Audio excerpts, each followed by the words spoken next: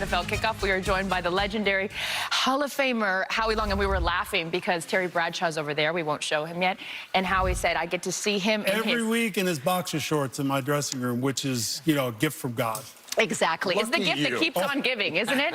Well, enough about Terry. Let's get back to you. Okay, so we saw what happened against awful defensive performance up to just a bad week, or are we going to see this all season long?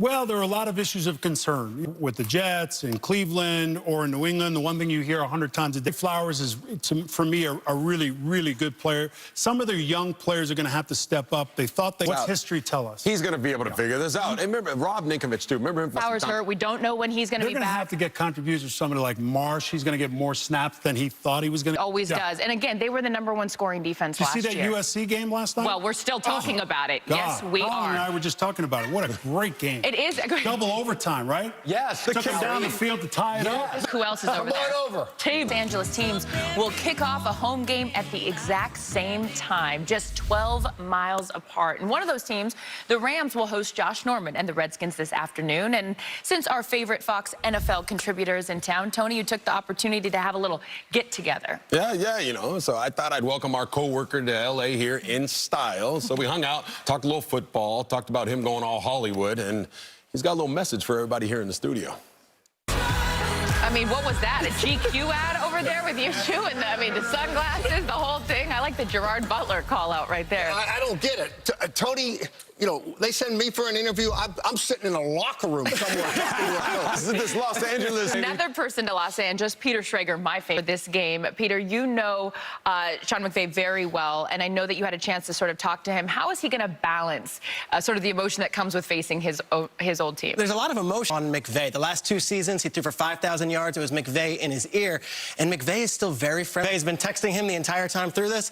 There's one team he's going to root for besides his own. It's Kirk. Interesting sort of thing right there for you, Coach, when you think about sort of that relationship and compartmentalizing the emotion that goes into this. So Sean McVay, he's only 31 years old.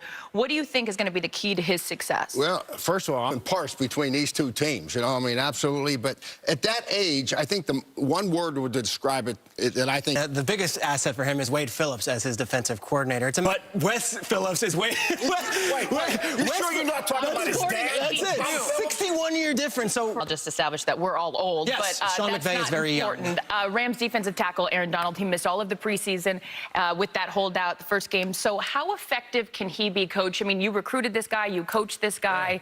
What do you think the key for him is now? When any player holds... You've got other things to do, which is call the game. So thank you for stopping by early and starting your day with us. We appreciate it. The best right here. For more, we're going to throw it over to Colin Meyer to tell us what he thought of that move. Big shout out to him for helping us out with that. That was fun, right? Outstanding. All right, time now for a little countdown to kickoff. And Colin, we're going to start with you. So the Seahawks, biggest issue for them, they're going to try to avoid going 0-2 today. Their O-line or their running game? O-line, all straight. Nitro. It's hard to beat the nitro package. They better go no-huddle offense. That's on. So, They should. One of the biggest losses in week 1 wasn't even on the scoreboard. It was for Arizona losing David Johnson out 2 to 3 months with that wrist injury. Can they overcome it?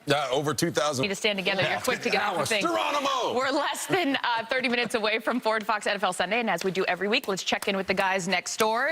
Terry and Howie, thank you for stopping by. Stray, why you don't want to come over? You two Here. What is Terry doing? Yeah, what is going on? We ask that all the time. What is Terry doing? He has these pictures behind the flap, and you got to open the flap to get them out. If you dunk it like that, it just doesn't fall out. I just got a picture of my wife. I want her to get out. All right, we'll see you at the top of the hour. All right, love all of you. And of course, speaking of Dak Prescott, he's had quite a year. He won the NFC East, got elected to the Pro Bowl, and was named the AP Offensive Rookie of the Year. Now, his greatest honor yet, probably being pestered by Cooper Manning. Enjoy an all-new Manning Hour, brought to you by DirecTV.